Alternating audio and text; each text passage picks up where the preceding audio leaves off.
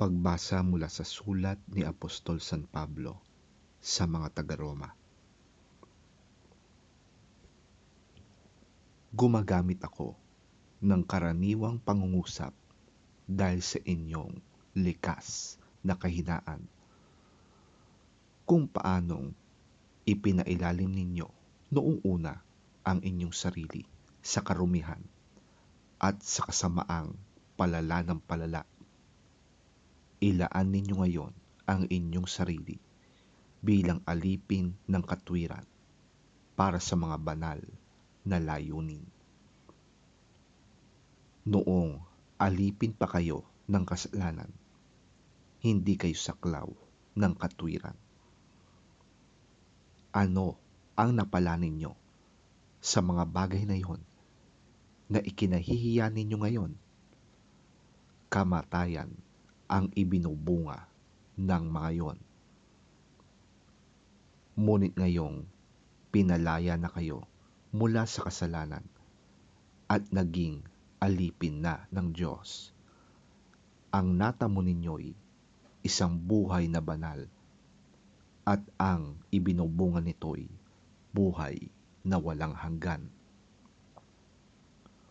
Sapagkat kamatayan ang kabayaran ng kasalanan, ngunit ang libreng kaloob ng Diyos ay buhay na walang hanggan sa pamamagitan ni Kristo Jesus na ating Panginoon.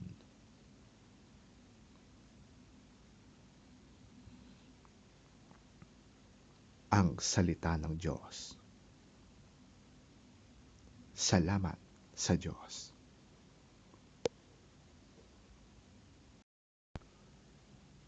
Ang mabuting balita ng Panginoon ayon kay San Lucas.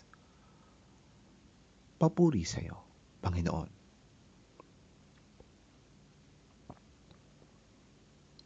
Naparito ako upang magdala ng apoy sa lupa at sana'y nagliliyab na ito.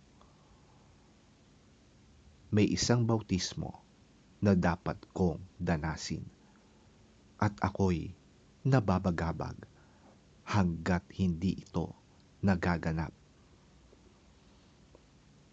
Akala ba ninyo'y naparito ako upang magdala ng kapayapaan sa lupa?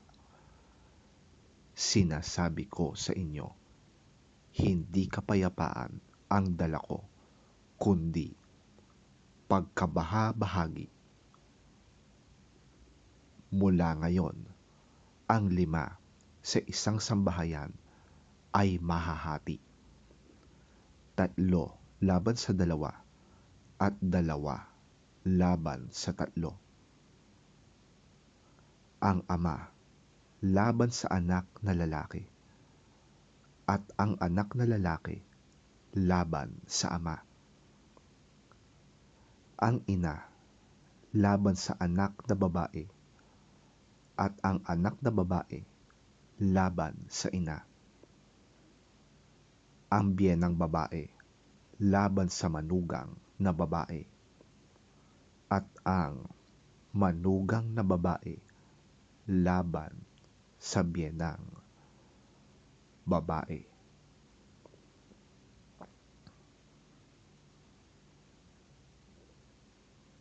Ang mabuting balita ng ating Panginoon. Pinupuri ka namin, Panginoong Jesucristo.